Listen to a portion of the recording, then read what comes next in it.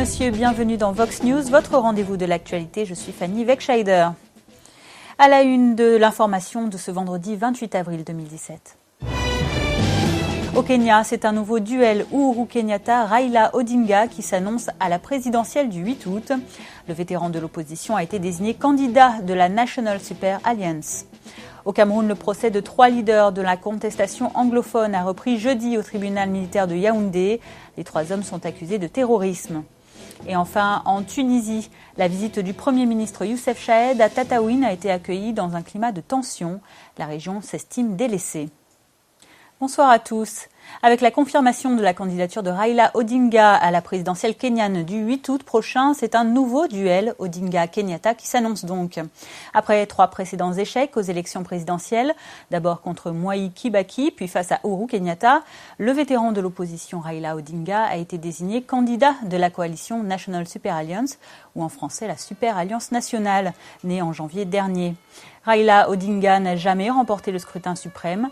Il pourrait quand même profiter du nouveau soutien de poids lourds de l'opposition, ce qui n'assure donc pas la réélection à Uhuru Kenyatta.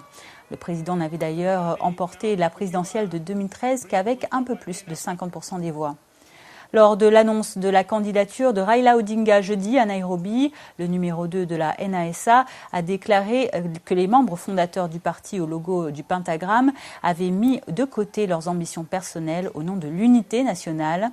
Il a ajouté que si elle remportait la présidentielle, la coalition redonnerait sa gloire au pays. Un autre membre de la coalition, le gouverneur du Bomet, Isaac Ruto, a ajouté que seule leur alliance assurerait aux différentes communautés ethniques kenyanes un traitement équitable et qu'elle lutterait contre la corruption dans le pays, qu'il a décrite comme galopante. Le candidat investi Odinga a quant à lui promis la mise en place d'un gouvernement inclusif et largement consulté pour toute décision. L'ancien Premier ministre Odinga a également déclaré qu'il ferait de la réduction du coût de la vie une priorité. Nous avons convenu que le gouvernement que nous formons est un gouvernement transitoire et transformateur qui va nettoyer toute la saleté créée par le parti Jubilé et l'évacuer dans l'océan. Nous sommes comme une équipe, le Pentagone. Ils m'ont donné le bras du capitaine, le bras muni à eux et à tous les Kenyans avec qui nous allons marcher épaule contre épaule. Je suis le premier parmi les égaux, et l'accord que nous avons parmi les 5 d'entre nous a l'intention de changer le Kenya afin que nous puissions accomplir les rêves de nos fondateurs. Au Sénégal, après la confirmation jeudi de la condamnation à perpétuité d'Hissène Habré pour crimes de guerre, crimes contre l'humanité et crimes de torture, les réactions sont mitigées.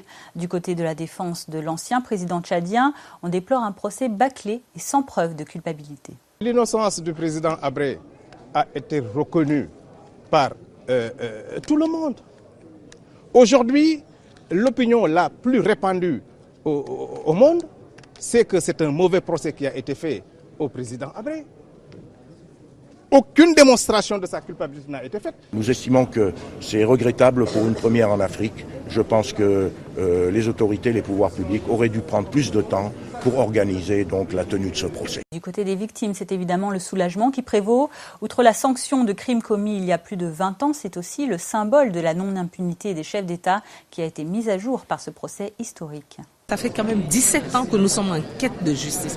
17 bonnes années. Nous étions dans un tunnel. Et aujourd'hui, nous sommes sortis du tunnel et nous sommes au grand jour. C'est une très, très grande joie. Et aujourd'hui, c'est un message fort que nous envoyons aux dictateurs. Nous envoyons à tous les violateurs des droits de l'homme. C'est un message très fort. Il suffit que l'Union africaine, qui s'est attelée à mettre sur pied cette juridiction, le fasse encore pour d'autres cas, mais en améliorant tout, puisque de toutes les façons c'est une grande première. Il y a eu certes des erreurs qu'on va rectifier. La Cour pénale internationale, on lui a toujours donné son rôle, qui est un rôle qui complète simplement les juridictions nationales. Alors si aujourd'hui nous démontrons que nous sommes capables, l'Afrique est capable de juger les Africains, on n'aura plus besoin de faire recours à cette Cour. Et parce que nous avons monté notre capacité, démontré notre capacité de juger les nôtres. La semaine passée, nous avons été en Gambie. Les victimes de Hissène Habré, les victimes de Yahya Jammeh, qui ont été inspirées par ce que les victimes d'Hissène Habré ont accompli. Si vous l'avez fait, nous, on peut le faire aussi. Et je pense que, au-delà de toute autre chose, c'est cet espoir, cet exemple pour les autres victimes. Après 26 ans de labeur, de frustration, d'humiliation, je crois que aujourd'hui, je suis plus que satisfait. Je suis ému. Et je crois que je me dis que tu as fait un bon travail, tu as combattu le bon combat. Toujours de la justice au Cameroun, où le procès de 3 figures de proue de la contestation anglophone a repris jeudi. L'avocat Félix Abor Nkongo, l'enseignant Neba Fontem Aforteka et l'animateur radio Mancho Bibixi étaient présents au tribunal militaire de Yaoundé pour la 2e audience de leur procès. Les 3 hommes arrêtés en janvier dernier et qui risquent la peine de mort avaient participé à des manifestations dans le cadre du mouvement de contestation mené depuis novembre par la minorité anglophone dans les 2 régions de l'ouest du Cameroun. La grève des avocats, puis celle des enseignants, avait dégénéré en crise sociopolitique. Au total, ce sont 74 personnes qui sont poursuivies devant le tribunal militaire de Yaoundé dans 14 procédures distinctes, notamment pour terrorisme. Jeudi, les avocats de la défense n'ont pas pu présenter les 17 témoins prévus, principalement des militaires. Le tribunal n'a pas non plus motivé leur absence.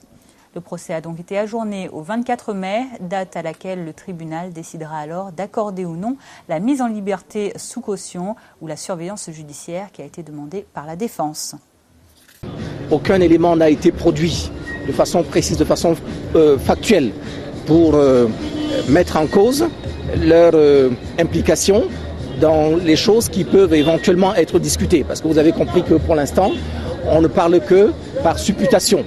Aucun des éléments n'ayant été valablement produit par le tribunal, on ne peut parler que par supputation. Or, le terrorisme et toutes les autres infractions qui sont alléguées en annexe ne sont que des écritures de la loi. Il n'y a aucun élément juridique qui permette, aucun élément factuel qui permette de faire asseoir les accusations qui sont portées. On ne peut pas d'emblée être en prison dans les conditions générales que nous connaissons et avoir un moral positif. Ces personnes ont été interpellées dans leur région où ils vivent, où ils ont leurs activités. Certains sont des élèves, certains sont des étudiants, certains sont des chômeurs.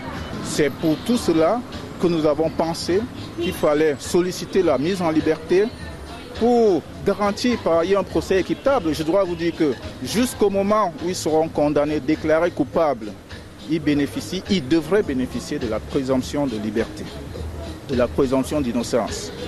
Il faut signaler que c'est des jeunes gens qui, parce qu'ils ont le mal-être, ont manifesté pacifiquement. C'est reconnu ça. Ils ont manifesté pacifiquement et ils se retrouvent là où en plus ils sont, n'est-ce pas, inculpés des actes de terrorisme. Ils ne sont même pas inculpés des actes de manifestation illégale et autres, mais des actes de terrorisme. Et je ne sais même pas s'ils savent, ces jeunes-là savent ce que c'est que les actes de terrorisme. Restons au Cameroun. Un nouveau site de la Serge Betsen Academy est désormais opérationnel. Il s'agit du centre Eau-Claire à Bangangté. Beaucoup plus spacieux que le précédent, il a été inauguré le 22 avril dernier. Les détails avec Jefté Tchemédié et Yannick Ngollet.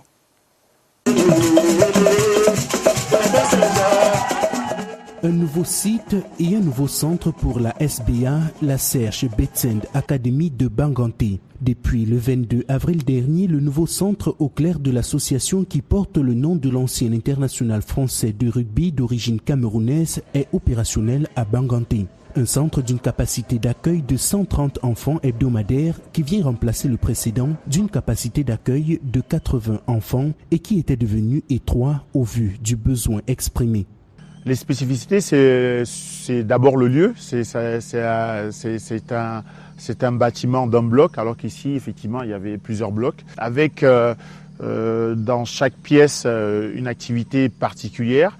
Il y aura une salle, une grande salle pour l'activité des devoirs. Il y aura une bibliothèque, il y aura une salle informatique, il y aura une infirmerie et une infirmerie où on pourra faire des soins et peut-être dormir s'il y a des urgences. Donc il y aura une prise en charge beaucoup plus aboutie que l'on avait ici notamment.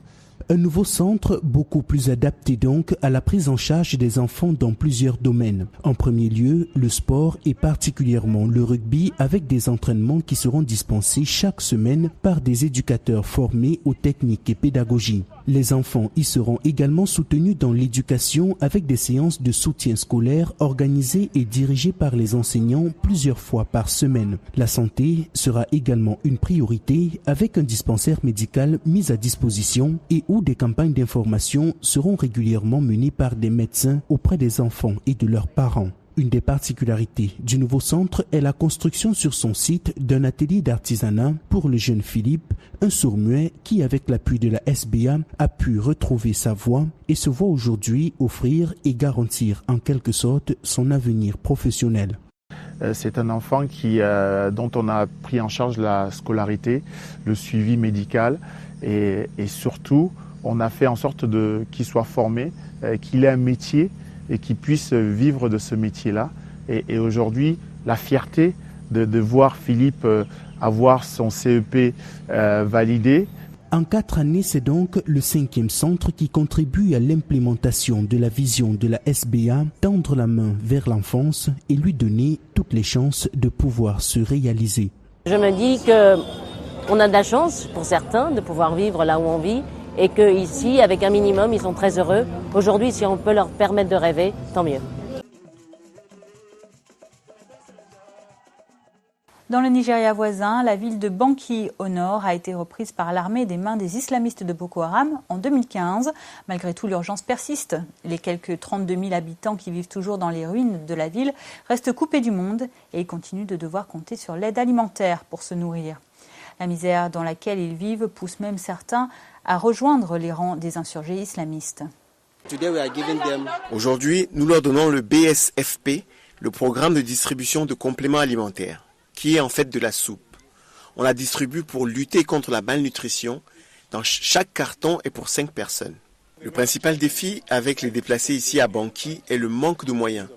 Vous imaginez qu'il y a plus de 30 000 personnes sans emploi, sans travail, aucun projet, pas d'école. C'est un gros problème. Si le gouvernement pouvait leur créer des emplois, je pense que le problème de leur recrutement aussi facile par les insurgés se réduirait considérablement. Tout comme le Nigeria, la Somalie et le Soudan sont les 2 autres pays africains sur lesquels les Nations Unies alertent pour une crise humanitaire de grande ampleur. C'est dans la capitale sud-soudanaise que l'acteur afro-américain Forest Whitaker était en visite jeudi. Celui qui est aussi envoyé spécial de l'UNESCO pour la paix et la réconciliation s'est rendu à l'université de la ville. Aux côtés des étudiants, la star a prononcé un discours résolument positif pour ce pays en guerre civile depuis décembre 2013. Forest Whitaker lance actuellement une série de programmes dans le cadre de l'initiative Whitaker pour la paix et le développement. Après des discours prononcés également par les étudiants, Forest Whitaker s'est vu offrir une œuvre d'art par le chancelier de l'université de Djouba. Il s'est ensuite prêté au jeu des selfies auprès des jeunes de l'établissement. J'espère que cela va continuer à avancer comme nous l'avons fait avancer jusqu'à présent. C'est une philosophie que nous avons essayée et elle a fonctionné. Cela a marché ici, cela a marché en Ouganda, cela a marché au Mexique pour les cartels. Ce sont les faits. Vous pouvez aller voir, ce sont des faits. Si quelque chose se produit, oui bien sûr, nous sommes en guerre, mais ce sont les faits. Nous avons tellement travaillé ici, sur le terrain, nous organisons des ateliers, nous avons affaire à des situations où parfois nos équipes sont en danger. Donc vous ne pouvez pas agir comme si ce n'était pas facile. Et à ce moment-là, non, je ne pense pas que cela importe. Nous allons même dans des régions où personne ne sait qui je suis, des régions où ils n'ont jamais vu aucun de mes films ou séries télé. Et ça arrive souvent. Dans la crise économique que traverse le Soudan du Sud, j'espère qu'un jour cela ira mieux. Parce que nous ne sommes pas le seul pays qui a entamé ces choses-là. Le Rwanda a commencé comme ça et maintenant le Rwanda va mieux.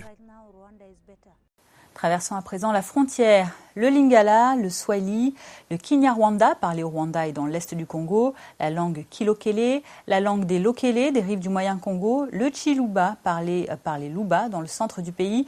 Ce ne sont que quelques-unes des 450 langues vivantes connues en République démocratique du Congo. Environ 9% des près de 5000 langues en usage dans le monde entier. Mais paradoxe, bien dans ce pays multilingue, de nombreuses langues vivantes sont en voie de disparition. Les raisons, principalement une pression politique. À son indépendance en 1960, l'ancien Congo belge a choisi le français comme langue officielle. Ensuite, dans une période de recours à l'authenticité, les autorités ont promu 4 langues dites nationales au détriment des idiomes minoritaires. Il s'agissait du Lingala, du Kikongo, du Tshibula et du Swahili. Mais aujourd'hui, le Lingala et le Swahili ont nettement pris le dessus sur les 2 autres langues. Par ailleurs, dans les milieux huppés de Kinshasa, un certain snobisme consiste à n'apprendre à ses enfants que le français et éventuellement l'anglais. Enfin, l'accélération de la dégradation économique du pays dans les années 1980 et les 2 guerres entre 1996 et 2003 contribuent aussi à la disparition des langues moins pratiquées. Ces habitants de la capitale congolaise expliquent comment ont perduré ou non leur langue auprès de leur descendance. Ça m'étonne que Mike aujourd'hui ne parle pas de Chiluba. Puis que nous sommes partis avec Mike au Kassai vers les années 70. Mike, à ces années-là, il avait au moins 4 ans. Mais il parlait très bien le Chiluba. Quand nous sommes arrivés, nous avons été reçus par son grand-père, qui s'appelle aussi Mukebai. Je ne crois pas que la langue maternelle peut exister. Dans 15 ans, 10 ans, ça va disparaître. Je crois. Parce que nous, les parents, nous ne parlons pas la langue Chiluba. Comment est-ce qu'on peut apprendre ça aux enfants? C'est difficile. Bon. Qui n'apprennent pas le Chiluba à l'école, le Lingala à l'école, le Lomongo à l'école, le Kingbaka, l'Ingbandi, le Kimbala, le Kisuku, il y a à peu près 450 langues. On nous dit que ça empêche le développement. Non. C'est sciemment fait et par ceux que nous ont colonisés, la Belgique en tête et tous les autres. Aujourd'hui, l'Amérique a pris la relève et surtout par nous-mêmes. Cette langue-ci n'est pas prête de disparaître. Il s'agit du Xhosa, parlé notamment en Afrique du Sud. Une thèse de doctorat a fait grand bruit dernièrement, celle de Leze Kunju, un étudiant de l'université de Rhodes dans le sud-est du pays, qui a choisi justement d'écrire sur la langue Xhosa et en langue Xhosa. Le jeune homme a décidé d'écrire son document de 300 pages dans cet idiome pour montrer qu'un travail académique de qualité peut être rédigé dans une langue vernaculaire. À l'université de Rhodes, on pratique notamment le bilinguisme depuis 3 ans et près de 800 élèves étudient dans cette langue locale, contre 50 seulement il y a quelques années. Cela fait partie du projet décolonisation de l'enseignement. Dans un pays avec 11 langues officielles, l'anglais et l'afrikaans, jugés langue de l'oppresseur, continuent toutefois de dominer l'enseignement supérieur et la vie professionnelle. La thèse de Leze Kunju est donc une véritable victoire pour les défenseurs de l'enseignement en langue vernaculaire. Le Xhosa est parlé par plus de 8 millions de personnes, soit environ 18% de la population sud-africaine. Et nous vous parlions hier de cette tentative de coup d'État en Afrique du Sud. Un homme de 33 ans a été inculpé ce vendredi par la justice. Il est accusé d'avoir voulu assassiner des membres du gouvernement et des personnalités soupçonnées de corruption. Dans la liste d'Elvis Ramoseboudi figure notamment le président Jacob Zuma ainsi que des membres de la richissime famille Gupta. Au nord du continent, le Premier ministre tunisien était en visite dans le sud du pays, à Tataouine. L'arrivée de Youssef Chahed s'est déroulée dans des conditions très chaotiques. Le chef du gouvernement a été pris à partie par des habitants en colère et qui réclament des emplois et de développement de cette région, agitée par des revendications sociales depuis plusieurs semaines. Oui, c'était attendu, mais il faut bien parler à ces gens-là. Bien sûr, ils s'attendent à justement avoir un travail pour tout le monde, bien sûr, dans les établissements pétroliers. Ce qui n'est pas possible. Aujourd'hui, le chef du gouvernement a annoncé pratiquement la création de 2000 emplois dans des différents secteurs. Bon, mais bien sûr avec des projets porteurs d'emplois dans le futur, des projets avec des centaines de millions de dinars. Une grève générale a été observée parce que les manifestations qui se tiennent depuis plus d'1 mois et demi dans la ville à Kamour, un quartier de Tataouine, n'ont abouti à rien. Pourvu que le Premier ministre trouve une solution, qu'il s'occupe un peu de nous, qu'il nous fasse des projets pour nous faire travailler. Un mot de technologie à présent, plus précisément de TIC, les technologies de l'information et de la communication. Il y a environ 960 millions d'abonnés de téléphonie mobile en Afrique et 18% d'accès à Internet, selon un récent rapport de l'Union internationale des télécommunications. Ces chiffres se justifient notamment par le boom des smartphones et l'avènement du service mobile de 3 et 4G.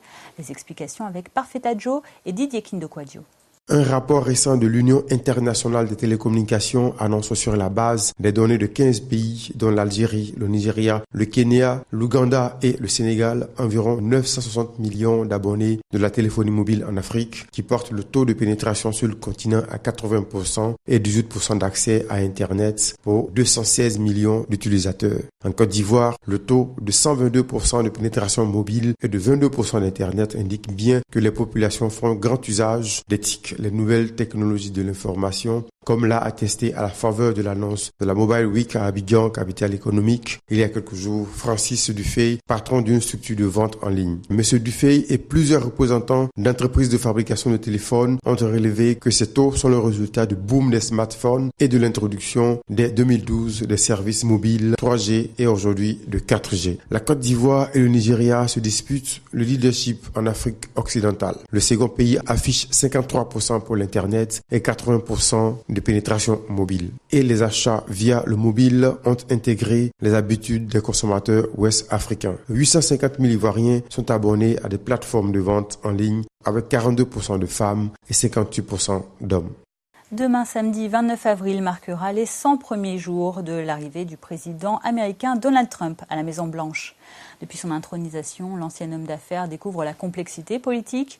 Entre signature de décrets, échec au Congrès et des changements de positionnement, Donald Trump dessine encore les contours de sa présidence.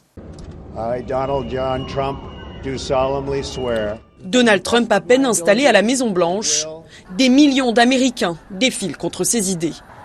Et sa première grande mesure, créer une levée de boucliers immédiate dans tout le pays. Le président interdit l'entrée aux États-Unis aux ressortissants de 7 pays majoritairement musulmans. Ce n'est pas parce que le président le fait que c'est une loi, que c'est bien ou légal. Le décret migratoire, même révisé, se retrouve suspendu par des tribunaux. Un premier revers pour le président. Même échec pour sa réforme du système de santé censée abroger Obamacare, une promesse phare de sa campagne. Malgré une majorité au Congrès, les républicains sont divisés et le projet recalé. Je pense que la débâcle de la réforme du système de santé l'a blessé politiquement au Capitole. Ce sera encore plus dur pour lui de faire une réforme de l'impôt. Donc cela pose la question, s'il ne peut pas faire passer ça, qu'est-ce qu'il peut faire passer ? Depuis son premier jour au pouvoir, le milliardaire a tout de même signé 30 décrets. Entre autres, retrait du traité commercial transatlantique, assouplissement des règles de protection de l'environnement ou encore mesures contre les centres pratiquant l'avortement. Donald Trump imprime sa marque en nommant à vie le juge Neil Gorsuch à la Cour suprême. La vénérable institution bascule durablement côté conservateur. Sur la scène internationale, Trump se montre imprévisible, revenant sur la plupart de ses promesses de campagne. Je pense que Trump se montre particulièrement opaque, confus et chaotique sur certaines de ses positions et de ses actions en politique étrangère. Lui qui critiquait la politique économique de la Chine, vante aujourd'hui son alchimie avec le président Xi Jinping. Après l'attaque à l'arme chimique contre un hôpital attribué au régime syrien, le président franchit la ligne jamais dépassée par Barack Obama. Lancer une frappe aérienne directement contre le régime de Bachar al-Assad. Chef des armées, il adopte un ton offensif face à la Corée du Nord. Quant à l'OTAN vertement critiquée au départ, j'ai dit qu'elle était obsolète. Elle n'est plus obsolète. À la frontière mexicaine, les travaux pour le mur n'ont pas encore commencé. Le projet coûteux est inscrit au budget de Donald Trump, mais le Congrès pourrait ne pas le valider et paralyser l'action du gouvernement. Et un professeur de sciences politiques analyse ces 100 premiers jours de la présidence républicaine de Donald Trump. La plupart des historiens diraient que jusqu'à présent, la plupart des présidents précédents, pas tous, mais la plupart ont fait plus de choses dans leurs 100 premiers jours. Le président Obama, par exemple, avait déjà fait inscrire dans une loi un plan de relance de 787 milliards de dollars. Nous n'avons jamais vraiment vu une administration si gangrénée par les scandales, rongée par les scandales depuis le début, du moins aussi loin que je m'en souvienne. Le manque de connaissance de Donald Trump, son manque de politique, de compréhension complexe de la politique, associé à son incapacité à articuler une vision du monde cohérente, une philosophie et un projet. Franchement, je pense que ça fait beaucoup de mal à sa capacité de rassembler les républicains et à souder certaines de ses coalitions. Pour abroger et remplacer l'Obamacare, il a essentiellement cédé le processus d'écriture législatif, le processus d'élaboration politique à Paul Ryan, le président de la Chambre des représentants, et à d'autres leaders républicains du Congrès. Il ne semblait pas nécessairement s'inquiéter de ce qu'il y avait dans le projet de loi, il était éparpillé sur ce qu'il voulait du projet. C'est la fin de ce journal. Avant de nous quitter, voici le rappel des principaux titres développés ce soir. Au Kenya, c'est un nouveau duel Uhuru Kenyatta-Raila Odinga qui s'annonce probablement à la présidentielle du 8 août. Le vétéran de l'opposition a été désigné candidat par la National Super Alliance. Au Cameroun, le procès de 3 leaders de la contestation anglophone a repris jeudi au tribunal militaire de Yaoundé. Les 3 hommes sont accusés de terrorisme. En Tunisie, enfin, la visite du Premier ministre Youssef Chahed à Tataouine a été accueillie dans un climat de tension. La région s'estime délaissée. C'est la fin de cette édition. Merci de l'avoir suivi. Rendez-vous demain samedi pour votre revue africaine de la semaine. Bonne suite de programme sur Vox Africa.